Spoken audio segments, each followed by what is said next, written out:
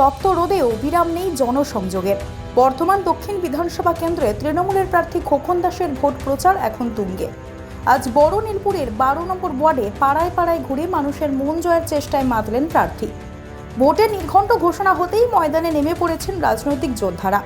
বর্ধমান দক্ষিণের গতবারের বিজয়ী প্রার্থী খোকন দাসের ওপর এবারেও আস্থা রেখেছে তৃণমূল কংগ্রেস। সোমবার সকাল থেকেই কর্মী সমর্থকদের নিয়ে বড় নীলপুর এলাকায় প্রচারে বের হন তিনি। পরনে হলুদ পাঞ্জাবি, চেনা মেজাজেই দেখা গেল ঘাসফুল শিবিরের এই হেভিওয়েট নেতাকে। এদিন প্রচারে কোনো খামতি রাখেননি খোকন দাস। ওয়ার্ডের প্রতিটি গলিতে গিয়ে বাড়ি বাড়ি পৌঁছে যান তিনি। নিজের হাতে তুলে দেন ভোট প্রচারের লিফলেট। বয়স্কদের আশীর্বাদ নেওয়া থেকে শুরু করে তরুণ প্রজন্মের সাথে হাত মেলানো, জনসংযোগের কোনো সুযোগই হাতছাড়া করছেন না তিনি। এলাকার সাধারণ মানুষের অভাব অভিযোগ মন দিয়ে শোনেন এবং উন্নয়নের খাতিয়ান তুলে ধরেন। প্রচার চলাকালীন খোকন দাস আশ্বাস দেন, এলাকায় যে সমস্ত ছোটখাটো সমস্যা এখনো বাকি রয়ে গিয়েছে, জয়ী হবার পর অগ্রাধিকারের ভিত্তিতে সেগুলোর সমাধান করবেন তিনি। রাস্তাঘাট থেকে শুরু করে পানীয় জলের নিকাশি ব্যবস্থা সব ক্ষেত্রে দ্রুত উন্নয়নের প্রতিশ্রুতি দেন এই তৃণমূল প্রার্থী। সাধারণ মানুষের ভালোবাসায় তিনি যে অভিভূত তা এদিন তার চোখে মুখে স্পষ্ট ছিল। এদিন খোকন দাসের এই সক্রিয় প্রচারকে ঘিরে দলীয় কর্মী সমর্থকদের মধ্যে উন্মাদনা চরমে। বিরোধীদের টেক্কা দিয়ে বর্ধমান দক্ষিণের এই আসনটি পুনরায় দখলে রাখতে মরিয়া তৃণমূল শিবির। এখন দেখার বড় নীলপুরের এই স্বতঃস্ফূর্ত সারাকে খোকন দাস ভোট বাক্সে কতটা রূপান্তর করতে পারেন।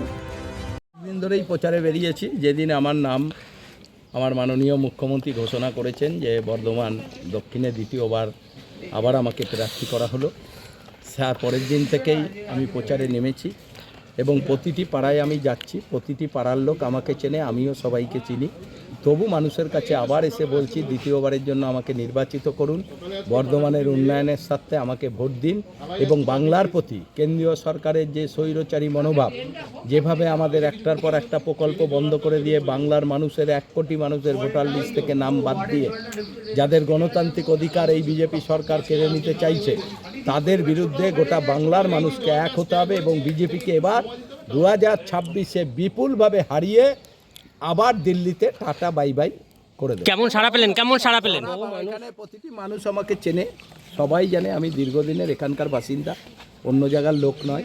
সবাই চেনে, সবার সঙ্গে সারা বছর আমার জনসংযোগ। সারা মানুষ ঠিক করবে কাকে ভোট দেবে।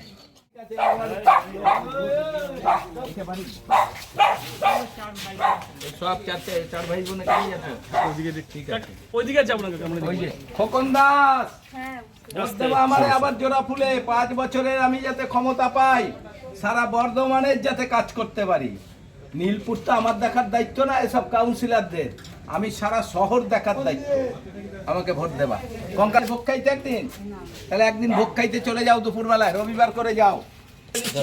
দেখি একটু যাবে না, পায়ে হাঁটতে পারছো না, পা ঠিক হয়ে যাবে, যাও। আচ্ছা ঠিক আছে, সব জোড়া ফুলে দেবে। ওইটাই ব্যাপার, নাম তো কাটতে দিতেছে বিজেপি। এখন কারে বুঝাবা?